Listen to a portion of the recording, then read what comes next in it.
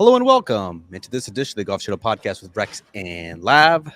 Xander Schauffele is atop yet another leaderboard. He fired a course record 9 under 62 Thursday to take a 3-shot lead at the PGA Championship over Tony Finau and Sahith Theegala. Xander also became the first player to record 2 62s in a major championship. He also did it last year at the U.S. Open at LA Country Club. He also, Rex, has the lowest all-time first-round scoring average in major championship history at 69.81. What does it mean? I mean, it means he's playing really, really well. I don't think we needed to see that out of him today, though, based on what he did last week at Quail Hollow, another major championship type of venue. And as you pointed out, the last person to shoot 62 in a major championship, which is the benchmark, was, hold on, let me check my notes. Yep, that's right. It was Xander last year at the U.S. Open. He knows how to get off to fast starts. All those things we used to say about Rory, about, he struggles in the first round. He's probably putting too much pressure on himself. It seems like Xander is the exact opposite. And what we're seeing is the fruits of all that labor. We've touched on the idea of the work that he's done with Chris Como. It has paid off in spades. I spoke with some folks from Callaway this afternoon because I was trying to figure out, because JT, who was paired with Xander today, talked about he's impressive because he's always had a very, very even keel on the golf course. He doesn't get too high. He doesn't get too low. He's kind of the perfect golfer in that sense. He has a really, really good short game. The difference now, as JT pointed out, is he hits it so much longer.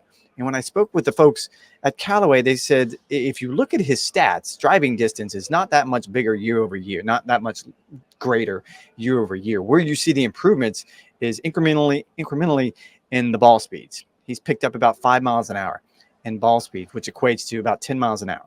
Which equates to 10 extra yards when he needs it, when he wants it. He's got that in reserve. And I think that's what we saw today. And you can dominate a golf course, even a major championship golf course, when you have all those tools in place.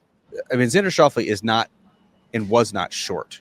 He has never been short on the PGA Tour, but he's hitting absolute seeds right now. Like you and I, it's almost breathtaking to see in person how fast the ball is coming off of his club face. It's not necessarily that high, but they're just like frozen ropes and can shape it both ways. It's extremely impressive, and he paired that on Thursday at least with a very hot putter. I wish I had the stats in front of me because I was on the live from desk earlier this week with Paige McKenzie, and she did an amazing breakdown of how good Xander Schauffele's putting is over the first 2 rounds, and then once he gets himself into contention on the weekend, how poor it tends to be. I was struck, Rex, by Xander Schauffele in his press conference on Thursday saying, but it's only Thursday. This is familiar territory for him. He's been there before. I think even Xander knows that now he has to prove it when it comes to not just major championships, but finishing. I think just tournaments in general. Can he finish the deal? This is a great Thursday story, but I think even Xander knows that it doesn't ultimately mean all that much. Well, and to your point, I kind of went back because I was kind of curious about the stats. You had told me that Page stat, which sounds really, really cool. And so I went back to his major championship scoring averages. And when you look at what he's done in the first round through today's round, he's got a 69.53 scoring average for round 1 in his major championship starts, which is really, really good when you consider these are supposed to be the hardest, most difficult test against the best all time. Best all-time first-round scoring average. Best all-time, but to your point, the second-round scoring average balloons to 71.85. And it gets slightly better going into the weekend, but you're still almost a stroke higher between the first round and the fourth round. And that's where the difference is going to come. We saw it last week at Quail Hollow. Got off to a great start, built a pretty good lead going into the weekend, and just slowly faded. It's not as though there wasn't a John Vandevelde moment last week for him at Quail Hollow. And to be fair, I'm not quite sure anybody could have beat Rory McIlroy when he was in full flight the way he was. And the same thing when he got into the hunt at TPC Sawgrass in March at the Players Championship. He doesn't implode. It's just he seems to hit a speed bump and can't get back up to that blinding speed that you and I talked about. And that's where the challenge is going to come over the next few rounds. Like I said, almost 2 strokes higher with a round 2 scoring average. So tomorrow will be a telling round. You can't win a major on Friday, but whatever it is he's able to do tomorrow, and I don't expect another 62, but anything in the 60s I think will be a good step forward for him. You look historically what he did last year at the U.S. Open at Los Angeles Country Club after the opening round, 62 alongside Ricky Fowler. He fouled it up with a 70, ultimately finished in a tie for 10th. I think the big difference this week, and we can talk about the golf course if you really want to, Rex, that's not going to be anywhere good enough. Like Xander's advantage right now is 3 shots. I think by the time he tees off at 2:00 on Friday, he could easily be caught by some of the pursuers. The golf course continues to be very soft. I was actually surprised scoring actually wasn't better in the afternoon wave, but the golf course is already soft. We are expected to get more showers, maybe even a couple of thunderstorms rolling in. That's just going to make the golf course even more scoreable. I would anticipate that this is going to be a shootout. We're looking 15 to 20 under par. I think that benefits Xander, where in the past, I think he's probably been a little bit too tentative on the weekend. He knows he's going to have to keep the throttle down and continue to be aggressive and not fall into the trap that I think he has in the past, where he's maybe a little bit timid on the weekend. Speaking of those pursuers, Rex, what else stood out to you from the opening round here at Valhalla? No disrespect to Xander, but I feel like you kind of buried the lead, because what we have on day one is a really, really cool leaderboard. And look, just one of 4 rounds of 62 at major championships. That's a historic, and you go into the history books. But what I'm immediately drawn to in my eye is you have Xander Schauffele, you have Tony Finau right behind him, you have Rory McIlroy, another stroke back. Your boy Tom Kim came up and made a good day of it today.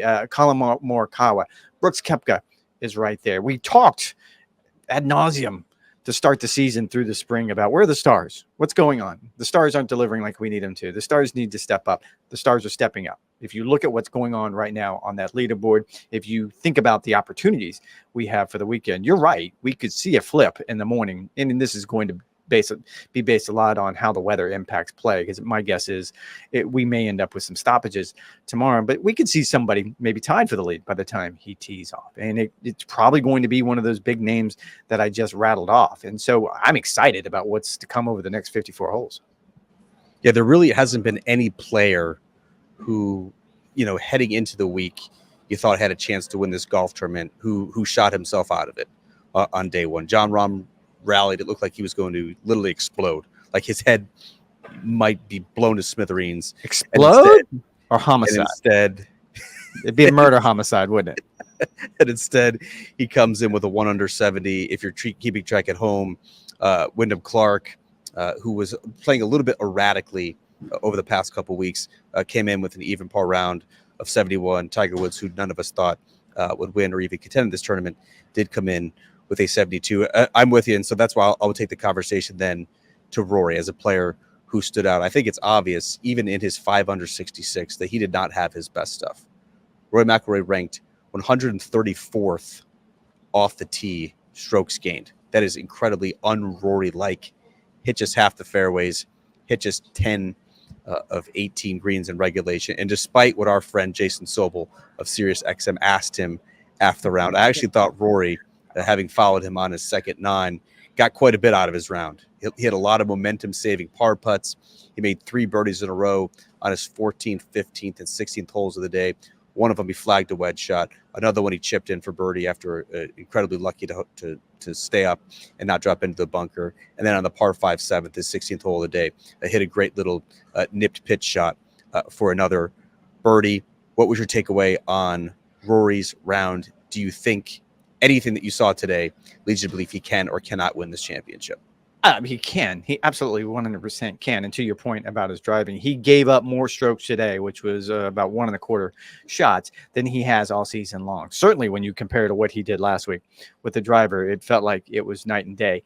I don't think that's the status quo for the rest of the 3 rounds. I just don't think he continues to do that, because when he's hitting the ball that well, and we've seen it before in these runs where the last time we were here, he had just won a PGA Tour event, the WGC up at Bridgestone. He had just won the Open Championship, and he had done it in dominant fashion with the driver. And he gets on those runs, and I really feel like right now he is firing up one of those runs. So I would expect him to be a little bit more freed up tomorrow, a little bit more aggressive with the driver. He clearly came into this week probably distracted, probably a lot of things going on in his life outside. Probably.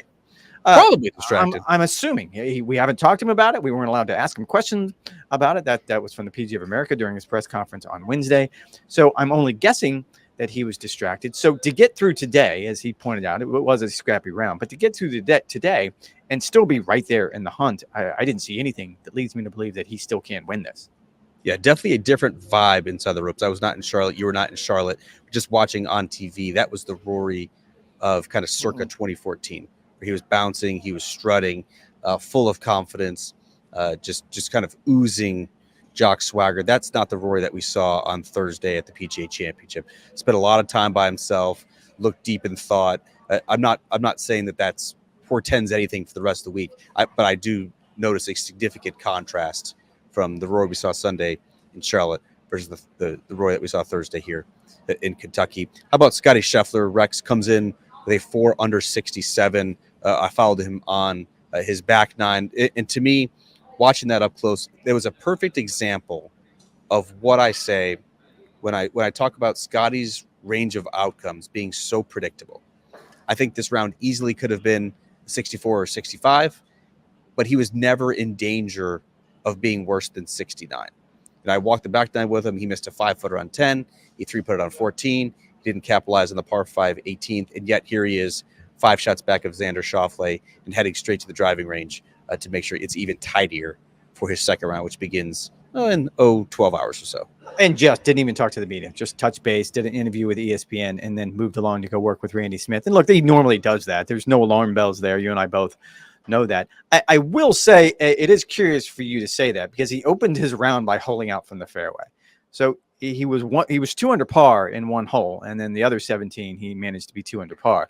So it's not as though it was normal. It was the normal dominant Scottie Scheffler that we saw, and I think it's fair to say that, yeah, there's probably some rust involved here, given the fact he's had some time off. There was probably, I need to catch up. I need to get back into, I think Tiger Woods called it after his round tonight, to get back into competitive flow. And that's probably where he's at right now. I would imagine that this golf course was as gettable as it's going to be all week long. And so he's probably a little disappointed given the fact that he's still 5 shots off the lead. So I don't know if there's anything fundamentally wrong because he goes to the range after every round pretty much. And so it's not like we can sit here and say, oh, there's something going on. He had to run to the range with Randy Smith. Nope, that's not the case at all. They always do. No, there's nothing fundamentally wrong. He is leading the field in strokes gained tee degree in large part because of how well he drove the golf ball. I mean, if he'd have gone absolutely on a rope. Yeah, if he would have gone straight to the putting green and if Phil Kenyon was there, maybe we could have had a different conversation. But this is his cool down. This is how he clears his head before he goes back to the room and gets ready for tomorrow. And he has the quick turnaround, as you pointed out. Like he'll go early tomorrow. The greens will be perfect. You and I both were taken by the idea that the majority of the low scoring, including Xander 62, came in the morning wave. And there was only a handful of players that came from the afternoon wave. Tom Kim, Scottie Scheffler was in that mix, Thomas Dietrich. And there was no reason behind it. It's not as though the wind came up. It's not as actually it rained a little bit, just a touch, but just enough to keep the moisture in the greens. A splash, let's call it, just a dollop.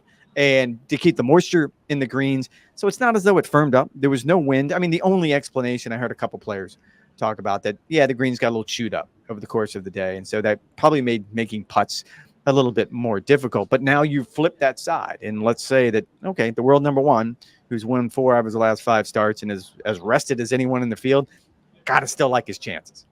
I mean, that's the only reasonable explanation. Scottie Scheffler made less than 50 feet worth of putts in his opening round while playing in the afternoon wave. Yes, you can tap down spike marks that you couldn't before, but as the afternoon wears on, the greens get a little bit hairier, they get a little bit bumpier, they get a little bit slower. I don't think they were scaring players this morning either, but this afternoon I did not see a whole lot of putts being made.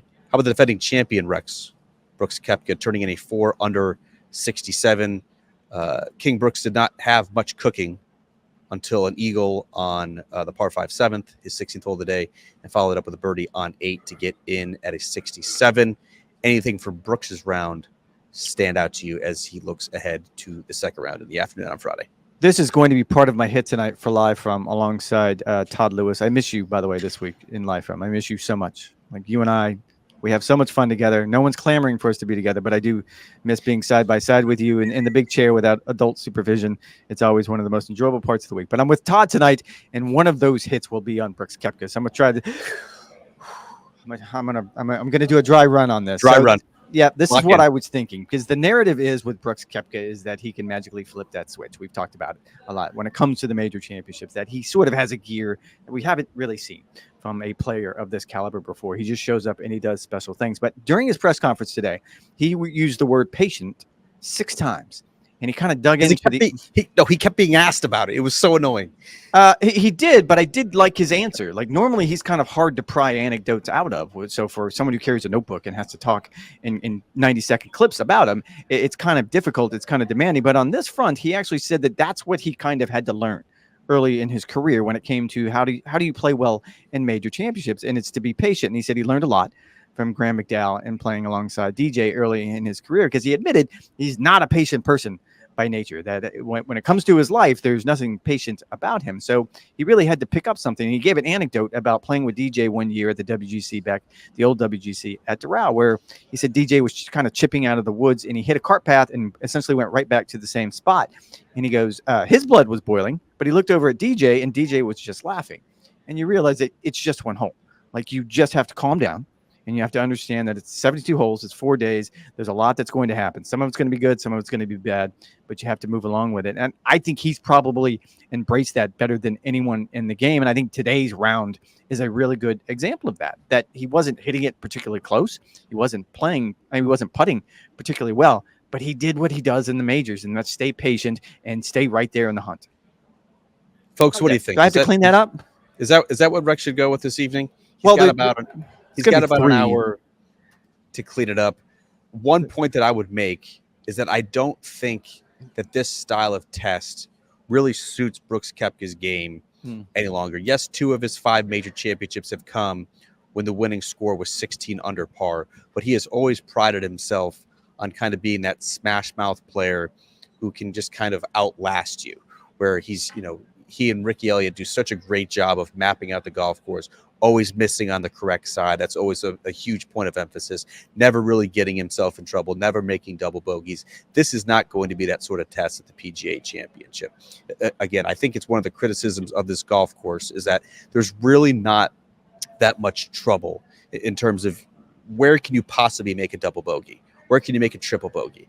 Yes, you can make a bogey if you miss a tee shot in a bunker and it fail to get up and down. But I don't think there's a whole lot of volatility that's possible. That means Brooks Koepka is going to have to go deep, and that's not his comfort zone historically in the major championships. It's been, when he won back in 2017 at Erin Hills, that's a golf course that we've never seen before for a U.S. Open. When he outlasted Tiger at Bellerive in 2018, that was 6 years ago at an entirely different body for Brooks Koepka. I think that is concerning if you think that Brooks Koepka can defend his title this week. I think Xander Schauffele has proven over his career that he can put together a lot of low numbers, and he can do so consecutively and concurrently. Brooks Koepka's birdie count, I think, is something to monitor over the next couple of days. I just don't know if he quite packs the same firepower as some of the players he's going to have to catch. And I would agree with that. But I would also point, if we're going to make that argument, that Rory McIlroy would probably be on the other side of that coin, where he has played his best major championships on soft, wet tracks, where hitting at 330 yards is a huge advantage, and where 15, 16, 17 under par is the winning score. So yes, I see what you're saying, and certainly there would be a reason. That would be a reason to look at Brooks and probably roll your eyes a little bit. However, he's still Brooks, man. And I'm not willing to do that after one round and he's just 5 shots back. Yeah, I think it's just something to point out. You may want to finesse that into your answer if you really want to dazzle the viewers. I'm doing 3 notes. I don't have that kind of time. I'm doing a note on Xander and Brooks and Viktor, man. I got a lot going on. I'm throwing your boy Trackman Maestro out there. That's a great segue, because I did want to mention Viktor Hovland as one of the revelations of this PGA Championship. Yes, it was just a 368. Yes, he was still ranked 30th in strokes gained tee to green, but Viktor Hovland, newsflash, has reunited with his old swing coach, Joe Mayo, formerly known as the Trackman Maestro, who was the player who elevated, or at least helped elevate, Viktor Hovland last year to unprecedented heights, at least for his career, becoming a FedEx Cup champion, becoming a Ryder Cup hero, becoming arguably, I would say, by November, the best player in the world. Viktor has never really discussed the reasons why they broke off that relationship. But when they did late last year, it has sent Viktor down a rabbit hole of golf instruction and different swing theories and methods that, quite frankly, have not proven very successful. Joe Mayo is now Viktor's third swing coach this year, behind Grant Waite. He briefly reunited with Dana Dahlquist as well around the Masters, and now last week Viktor Hovland reached back out to Joe Mayo and started working with him. Viktor said it was a quick fix. That Joe Mayo is such a smart guy, got him back in the same swing fields that he had late last year. He started seeing some improvement on the golf course, on the range as well.